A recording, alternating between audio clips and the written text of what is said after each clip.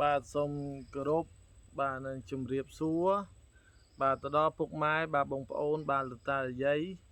បាទទាំងអស់បាទដែលតែងតែនិយមបាទនឹងគ្រប់គ្រងនៅក្នុង Channel បាទ PPN TVMM បាទបាទដងខ្ញុំបង្រៀនបាទនៅគូយ័នផងអីផងអញ្ចឹងណាក្បួនទាយខ្លះឲ្យខ្លះទៅបាទតែថ្ងៃនេះបាទខ្ញុំសូមយកបាទគាថាព្រះខ្វាមគាថាព្រះខ្វាមបាទហើយក៏ជាគាថា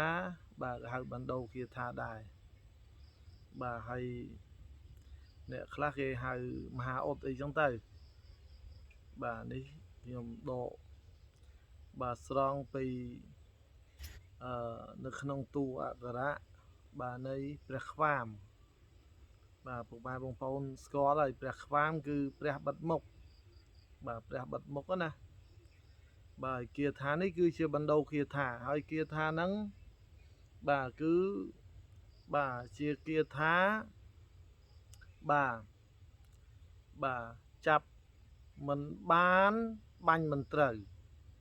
មានន័យថាចាប់ក៏អត់បានបាញ់ក៏មិនត្រូវបាទមានន័យថាផាត់ទៅឆ្ងាយអញ្ចឹងណាបាញ់ក៏មិនត្រូវបាទចាប់ក៏មិនបានលឿនបាទហើយលបឿនគឺលឿនដូចស្ទាំងហោះស្ទាំងហើរអញ្ចឹងបាទហើយគាថានេះយើងប្រើបាន100គុណបាទនៅខាងគ្រឿងសត្រាវុធបាទខាងក្របកំភ្លើងណាបាញ់បោះបាទឬក៏ខាងបាទបដាល់អីចឹងទៅបាទខាងបដាល់ខាងអីចឹងទៅខាងច្បាប់ណានេះគេដាក់ចាប់មិនបានបាទបាញ់មិនត្រូវគាថានេះចាប់មិនបានបាញ់មិនត្រូវបាទអញ្ចឹងគាថានេះមានប្រសិទ្ធភាពខ្ពស់អញ្ចឹងពុកម៉ែបងប្អូនបាទយកទៅសិក្សាចុះបាទអញ្ចឹងមុននឹងបង្រៀនបាទនៅគាថានេះខ្ញុំបកណាខ្ញុំបាទតាំងនៅនមោ3ចប់សិនបាទអ្នកមោតាសៈភគវៈតោអរហតោសម្មាសម្ពុទ្ធស្សៈអ្នកមោតាសៈភគវៈតោអរហតោសម្មាសម្ពុទ្ធស្សៈអ្នកមោតាសៈភគវៈតោអរហតោសម្មាសម្ពុទ្ធស្សៈ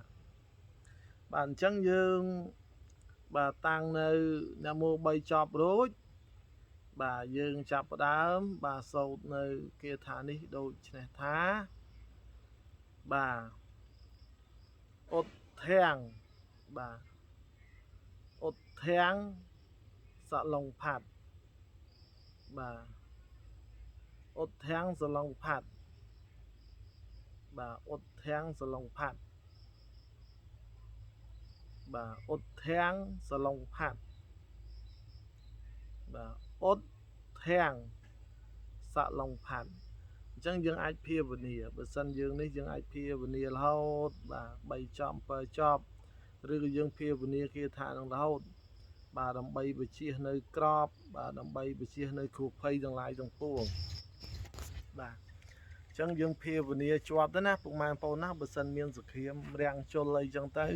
ពងតបាញ់បោះអីចឹងទៅយើងភាវនា